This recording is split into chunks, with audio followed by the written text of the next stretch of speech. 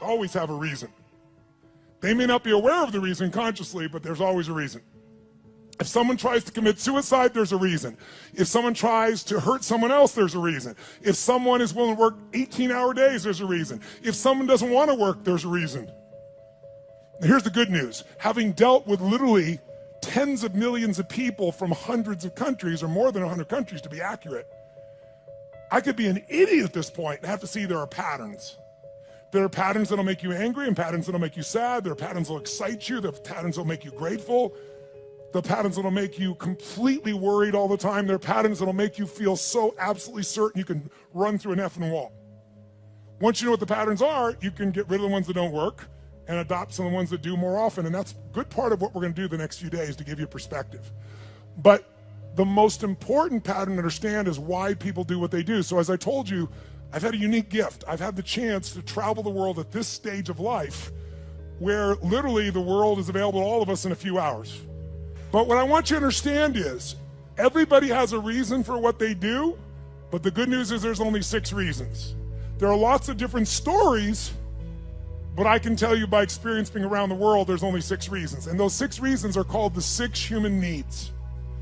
And I'm gonna walk you through these. Now I need you to manage your state for the next few minutes because we're gonna go a little deeper on content, but we're gonna do it only so in the future for the next 3 days and somebody stands up, you're gonna look at them and you're gonna go, what's driving them? And I'm gonna ask you, which of these needs are driving them?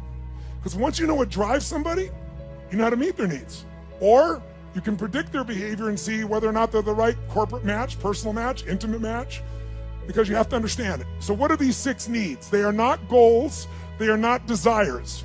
If you travel with me around the world, you'll see every culture has different goals, everybody has different desires, but we all have the same needs. What are they? Number 1 is the need for certainty. Certainty. Now what the hell is certainty? Certainty is a survival need. We all need to feel certain that we can avoid pain and that ideally we can have some comfort. Why? Because continuous pain would mean continuous damage. Continuous damage eventually means death. So the need for certainty is built into every human being, and I'm gonna show you now in the next few minutes, if you stay with me, and I really need you to, so make sure you sit up in your chair and focused on this area, because after this we're gonna kick in gear again, but right now you gotta take this in. It'll be so valuable, not just for this weekend, but for your life. All human beings have the same 6 needs, so why do we behave differently?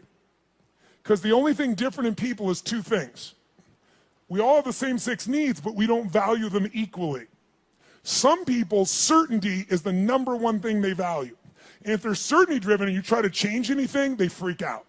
They get fearful or they get angry or they get pissed off because what matters most to them is keeping things the same way where they feel like they're in control. Raise your hand if you follow. That's an example. Some people, they value love much more than certainty. Some people value certainty more than love. So even though they love you, if they don't feel certain, they won't open completely. Right? Just as one example. So the difference in people, we all have the same 6 needs. The difference is which of the top 2 you value most out of these 6. Because these top 2 determine your direction in life. And direction, if you keep moving in direction, it leads you to an ultimate destination or destiny. So we want to understand what your top 2 needs are. And same thing with other people. This weekend, when somebody stands up, often I'll say, what's driving them right now? And I want you to see, within a very short time, 8,000 people from 44 countries will all be saying the same thing. Because it'll be that obvious to you. You'll be a practical psychologist by the time we're done here. So now, if we know what these needs are, and the person values them differently, we also have to find out 2 people could have the same need, but they have a different belief about what it takes to be loved. Or a different need about what it takes to be certain. Some people to be certain need $10 billion. Some people to be certain just need to pray to God. Some people to be certain need to feel like they have 3 perfect children and they're there every day. Some people that feel certain because I've always figured it out. I don't know what's gonna happen, but I know I'll figure it out, because I always have.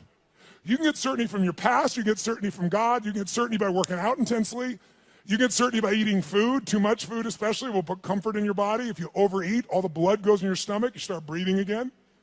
So we all need certainty. The only question is it number 1, 2, 3, 4, 5, or 6 on your list? And the second question is, what does your brain say has to happen to be certain? Some people have certainty that's impossible to meet. The young lady over here who was sitting in the chair before we intervened had a blueprint that's never going to be met. it literally would make her unhappy regularly. So we got to know what needs you're after and what's your blueprint. How many got a feeling, at least, when I'm explaining here right now? It makes some sense to you. Say, I. Awesome. So the first need is certainty. How can we meet our need for certainty? We can do it in ways that are positive, neutral, or negative. I can get certainty in a heartbeat if all I want to do is get really pissed off and freaked out about something. When you get angry, do you get certain, yes or no? You better believe it. So some people get angry all the time because it's their way to get certainty in a life that's uncertain. It has all kinds of negative side effects, but it works in the moment. So listen to me now. Most people meet their needs in a way that works in the moment, but not long term. So they feel good for a short time, like a sugar high, and then they drop emotionally, and they got to do it again, whether it's food or smoking or drinking or whatever it is. So you can meet your needs in positive ways, neutral ways, or negative ways. So if I came along here and I said, what's your name, sir? Chase. Chase, I want to make a deal with you. How much do you weigh? 246. We're going to weigh you in 5 minutes. He says he weighs 246. If you're within that range, I'm fine. Here's my deal. I will give you, I'm going to put $50 million US cash tonight into an escrow account for you. They're going to weigh you. If you lose 50 pounds tomorrow morning by 8:30 a.m., you will receive that 50 million, otherwise they get it back. Can you do it, yes or no? No? Sure you can. Take off a leg, take an arm, we can get your ass there. There's no question, Chase.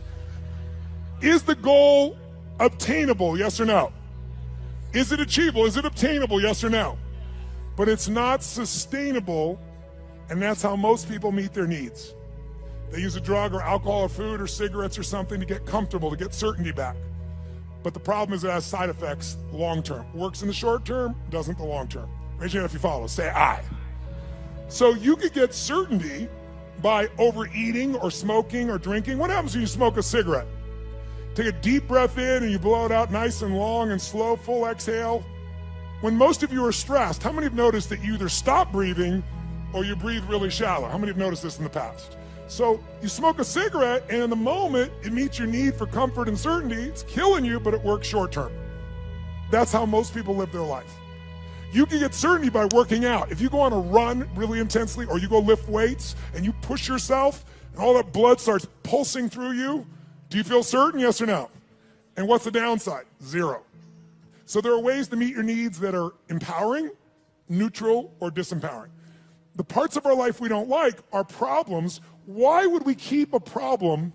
We're all capable of solving it. Why would we keep a problem? The only reason you have a problem that's stuck around is because it meets some of your needs. Not all of them, or you wouldn't want to get rid of it. But enough of them that it makes it hard to give up. It's kind of like, who's ever been in a relationship way too long? Let me see your show of hands. And how many knew it was wrong while you were there? Let me see your show of hands. So why the F did you stay there? Because of the uncertainty. Because, well, I'm not thoroughly happy. I'm kind of unhappy, but I might be worse if I was totally alone. What if this is the best one I'm ever going to get and I screwed it up?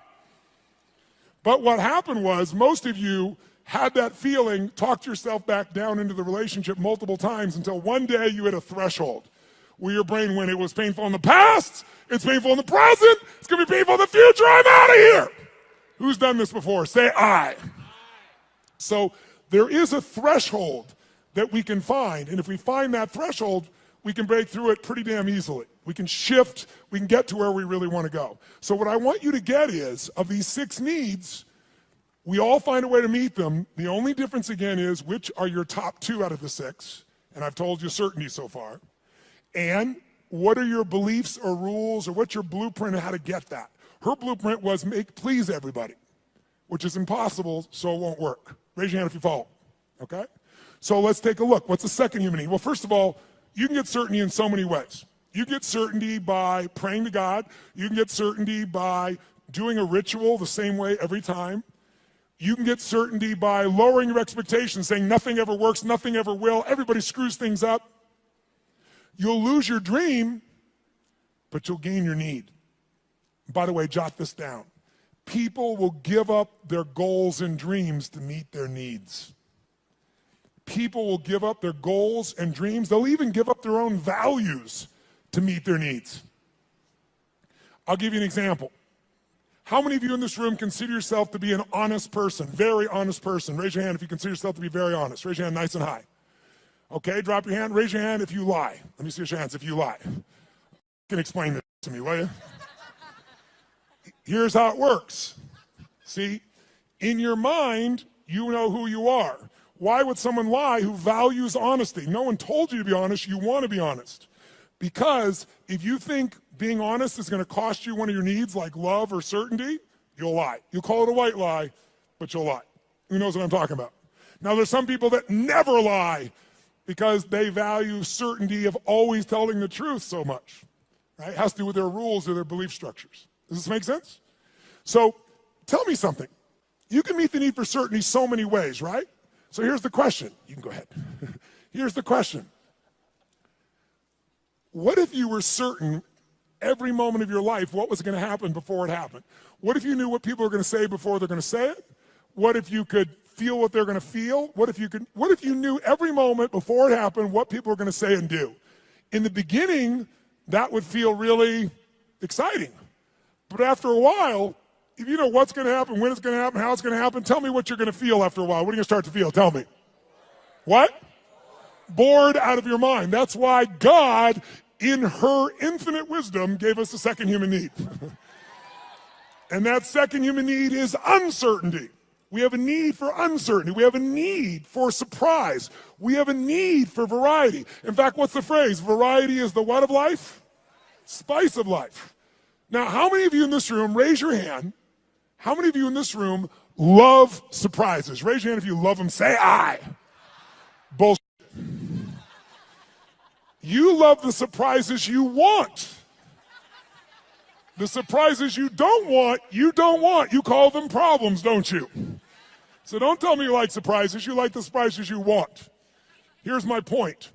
Can you meet more than one need with the same action or emotion or belief system? Yes or no? Write this down. Anytime your mind perceives that doing something, believing something, or feeling something meets at least three of your needs. So anytime your mind perceives that doing something, feeling something, or believing something meets at least three of your needs, then you will become addicted to that thought, that feeling, that emotion, or that action. You can be positively addicted or negatively addicted, but you're going to be addicted. Anytime your brain perceives that something you believe, do, or feel meets three of your needs, you'll get addicted to it. Now, I'm going to show you why this is important. Let's look at two needs for a second. Is it possible to meet your need for certainty and uncertainty simultaneously, even though they're opposite needs, yes or no? I'll give you an example. Who here has ever rented a movie that you've already seen? Let me see a show of hands. Get a life. Now, I've done it too. Why would we rent a movie we've already seen? We'd rent it, why? Because we've seen it before, so we're certain it's good, and we're hoping it's been so long we forgot enough it'll be variety when we watch it again. Who knows what I'm talking about here? Say I. So you can meet both needs, but if you meet three needs, you'll become addicted to that behavior. Whether it's a good behavior or bad behavior, doesn't matter. It'll be a positive addiction or negative addiction, but you'll be addicted. So let me give you, how do you get variety? You can get variety in positive ways, negative ways, or neutral ways. You can get variety by learning, growing, taking on a new goal, a new challenge. You can get variety through a conversation with a friend. You can get variety by praying to God. There's so many ways to get variety, aren't there? But you can also get variety in negative ways. You can smoke a joint, and maybe that's not a negative way, but it sure will change your state. But it has side effects, right? During that time, you're not going to function maybe at the same peak or understanding. Or some people use other things, cigarettes, alcohol, anything. There's so many ways to get variety. The question is, are your ways positive, neutral, negative, or empowering? How many follow? Because we all have ways of getting that variety, that uncertainty. So here's what I want you to do. Third human need is significance. The need to feel unique, the need to feel special. Yes, I hope that picture makes you feel special. Okay? The need to feel unique, special, important. Who has the need to be needed, to feel special, unique, and important? Who do you think has that need? Who has it? Tell me who. What about people who say, I don't want to be special? Do they still want to be special? Yes or no? You bet your ass they do. Thous protest too much. Now, they don't want to be so special that you attack them. They might want to stay undercover, so to speak, but they still want to feel special. They want to feel unique. They want to feel needed. They want to feel important. So there are lots of ways to feel special. You can do it by working your ass off, taking huge risks and achieving something to feel special, or you can tear down everybody else that's trying to build something. Because there's two ways to have the tallest building in town. One is work your ass off, take risks, build the tallest building. The other one is blow up everybody else's building. And by the way, which one's faster? Which one's easier? Which takes less intelligence and less money? Tearing shit down. It happens faster. So that's why we've always had violence, and we always will unless there's a consciousness change. If I live in a tough part of the community, I'm in the hood, and you can walk through my community and you don't notice me, and I feel insignificant, I might take things into my own hands to feel significant. If all of a sudden I put a gun to your head, tell me on a 0 to 10 scale, how certain am I you're going to respond to me now when I put that gun to your head, 0 to 10? 10 is absolute, 0 is not at all. Where would you put it? Quick. Yeah, 100. Is it true? But also, when I put my gun to your head, how significant am I to you in your life, even if you didn't know me a minute ago? If I got a gun to your head, how significant am I, 0 to 10? 100. I'm the most significant thing in your life, and a moment ago you didn't know I existed. And I don't need any intelligence, I don't need background, I don't need education, all I need is a gun and the will to do it. Oh, by the way, just in case there's not enough there to be an addiction, when I put that gun to your head, every time that happens, it's going to be a different game. I know you're going to respond to me, I know I'm significant, but what you're going to say and do is different, so I get variety. So you meet 3 needs, but violence doesn't end there. Because the 4th human need is connection and love. And most people are too afraid to love because they've loved and been disappointed, or they've loved and then lost the love, and it was so painful that now they settle for the crumbs of connection because that's safer. So it's a form of the need, but a low level of the need, but it's still part of the need, and we got to meet it. So if you're going for connection and love, if I cut my gun to his head, on a 0 to 10, I'm a 10 of certainty, I'm a 10 of significant to him, I'm going to have a ton of variety. But are we also connected in a sick way, but deeply connected in this moment? Yes or no? On a 0 to 10, how much connection is there between our lives at this moment when I put the gun there? 100. How many follow this? Say I. So violence meets 4 of the human needs, and that's why we've always had it. That's why ISIS exists. That's why people do the stupid things they do, is they do it to try to meet their needs. The biggest cause of violence, though, if you'll notice, is 95% of the time when it's a terrorist, it's a male. Why is that? Because in the human nervous system, if you're masculine, testosterone is probably large in you. Whether you're a man or woman, if you're more masculine, you got a lot of testosterone. Testosterone is about dominance. It's about significance. It's about domination. And the higher that is, the more they want it. If they look at their life and they're not dominating, and they get really frustrated, they'll do a final act. Men will die for significance. Women will die for love. Now, some men will die for love too, so you know. But biochemically, a female is wired to be able to nurture and to support human beings. We wouldn't exist if it wasn't for every woman in this room, because we all came through one and we wouldn't exist. There's no man that can make this shit happen. But the women have, and the reason is because they have that connecting power as their strength. Now, can any man become more love-driven? Yes. Can any woman be more significance-driven? Yes. But our biochemistry leads us that way, which is why a terrorist will come up and do what they're doing and kill someone, because all they give a shit about is domination, is that I'm significant. And they want certainty in a world where they feel uncertain. And they want variety in a life that is incredibly boring in the middle of the fucking desert where there's nothing. And no one's working, where you got 30% of the population unemployed. What am I going to do, work at McDonald's or go kill people? Kill people feels more exciting right now. How many follow what I'm talking about here? Say I. Now, can you get significance in positive ways? Of course. You can be significantly more generous than anyone else, and that generosity gives you a sense of significance because you know you're really a giver. You're not trading, you're not exchanging, you really are giving. And it makes you feel full. It makes you feel significant because you know the truth. No matter what you tell people verbally, you know it's true inside. And no one can mess with that. You can get significance by the way you dress. You can have significance by having more tattoos and earrings in more locations than any of us want to know. But the bottom line is you can know more about box scores and sports to be significant. Everyone finds a way to be significant. Most people find a way to be significant by having a significant problem. Why?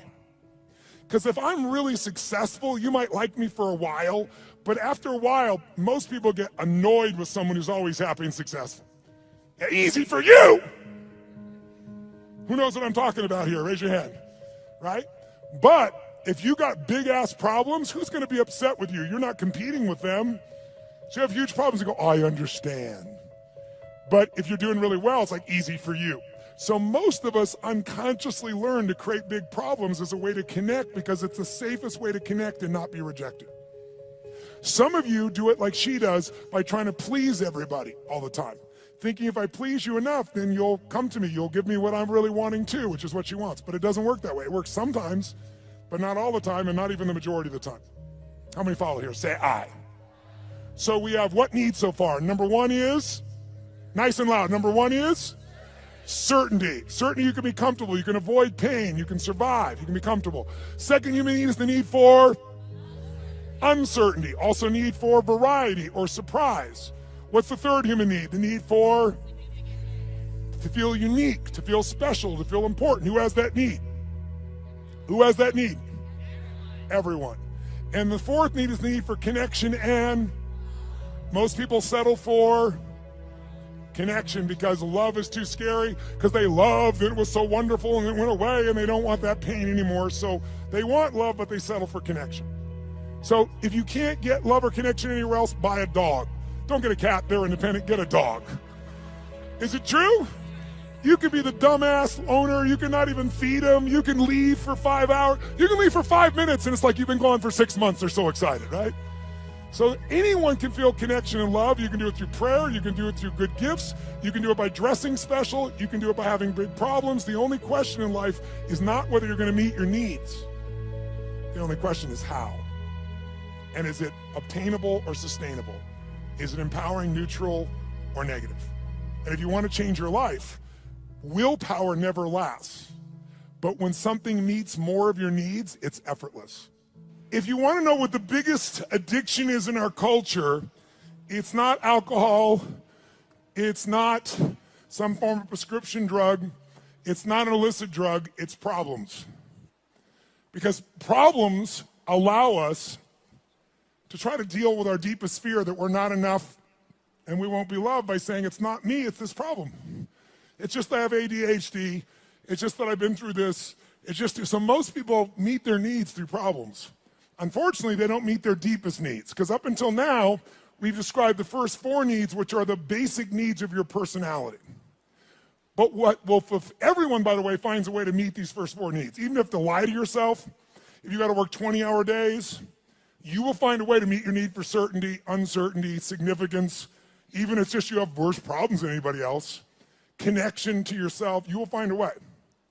But the final 2 needs are the needs that create fulfillment, and they are the spiritual needs, not religious, but spiritual. The 5th human need is growth. We've already said it. We grow or we what? There's no way around it. If your business isn't growing, it's dying. If your relationship isn't growing, it's dying. There are no plateaus in this life. Who's with me here? Say I. So growth is life. And if you want a one-word key to happiness, I'll give it to you right now because it's real obvious having worked with millions of people. Progress equals happiness. If you're not even where you want to be, you're still overweight, you're still financially struggling, you're still not where you want to be in your career, but you start working out. You haven't lost the weight yet, but you start feeling better, you start making progress. Or you start to change that business. Still not there yet, but you're making progress. Or change that relationship, or change your body, or change your health. Anytime you start making progress, your happiness will go through the roof. Anytime you achieve things and you don't set up something new to go for quickly, you'll lose momentum, and in a short time you won't be so happy. Because the law of familiarity will come in, and this thing that once was this big dream will now just be something that you're used to. So the purpose of a goal is not to get the goal. The purpose of a goal is who we become to achieve it. What you get will never make you happy. Who you become will make you very happy or very sad, depending upon how you approach it and what you do with your life. So our approach here is we want to grow. And then the 6th human need is the need for contribution, the need to step out of ourselves. See, how many of you in this room, when something great happens, how many of you can't help yourself, you immediately want to share that with somebody you love? How many immediately that's your first thought? Say, I. Why? Because you can only feel so much yourself. I don't care if it's sex, drugs, rock and roll, whatever it is, there's only so much pleasure you can internally have. You want to share that concert with someone. You want to share that experience with someone, because by sharing it becomes more. It's more than just you. Growth and contribution are our fifth and sixth needs. They are our spiritual needs. They are the needs that fulfill us. Everybody finds a way to feel somewhat certain, some variety, some significance, even if they got to tear people down, some connection. But very few people grow continuously and contribute continuously, which is where all the joy is. How many follow here? Say I. So we're going to make a couple distinctions. But first of all, can you meet somebody and in a few minutes start to pick up which needs might be driving them most? Yes or no? Yes or no? Of course you can. In fact, I'll give you an example. I was flying, I don't know, this was probably 5, 6, 7 years ago. I was flying this small plane across the country, and I was being the pilot. And I landed in Kansas City. And I landed in Kansas. And I'm in this little airport in Kansas, and I get out of the plane, and this young man comes running out, and he's like so enthusiastic and so, just such a sweet, good soul. You know, you immediately got a great hit off this kid. And he says, what can I do for you? I told him I'm just flying through, I just need to refuel. He goes, how much do you need? I said, just fill her up. He goes, no problem, I leave. As I leave him, come around the plane to walk up the steps to go into the FBO, the fixed-based operation where I'm stopping for the moment. I'm going to go up and use the facilities, and there's a young girl sitting on the stairs here, and she looks really intense. She's gothic, you know, that goth makeup. She's got, I don't remember the exact number, but like 15 earrings on one ear, one through the nose, really intense-looking little character. So I noticed her on the way in, and as I walk up the steps, I walk by her and go inside, and when I came back out, the steps are really wide, so I sat on the step just beside her. She's like one person away, and she looks up at me and goes, what do you want? I said, what do you want? She said, nothing. I said, nothing. And then we just sat there. She's like, in her space. And I said, actually, there is something I'd like to know. I said, you don't have to tell me, but I'm going to leave here in a few minutes. You're never going to meet me again. Is that your boyfriend out there? She goes, well, sort of. Like she wants him to be, right? And I said, that's nice. I said, he seems like a really, really nice kid. He's not nice. He's strong, she tells me. I said, okay, well, I think he's strong and nice. She said, well, maybe he is. I said, I'm going to leave in a couple minutes, but I'm just curious. I said, how old are you? She goes, what does it matter? I said, it doesn't, and I'm about to leave, so why don't you tell me? She said, I'm 13, and I about fell over. I mean, this girl, 17 would be the youngest I put her, totally made, makeup made up in every detail, right? So I'm like, wow. She goes, are you surprised? I said, yeah, I'm really surprised. She goes, did you think I was older? I said, yeah. I said, and that kind of saddened me a little bit for you. She said, what? I said, I don't know. I said, I'm curious. I'm going to leave here in a few minutes. And she goes, you're curious about a lot of things. I said, I am. I said, how come, and I'm making up the number, it may have been 13, but it was more than 12. How comes 13 or 15 earrings? And she says to me, because everybody else has 5. Now, if I don't tell you anything else about this young lady, what would you say is the number one need that's driving her at this stage of her life right now? Nice and loud, go. Which one, nice and loud? How many said significance? Raise your hand. Absolutely right. You can see it easily.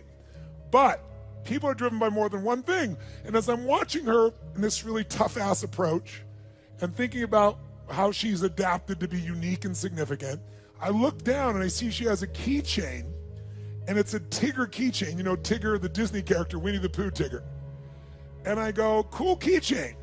And she goes, yeah. And all of a sudden I saw a little girl there for a second. And I said, Tigger, I said, where'd you get that? She goes, well, my dad got it for me. And all of a sudden there's a 13-year-old girl there. It's totally amazing.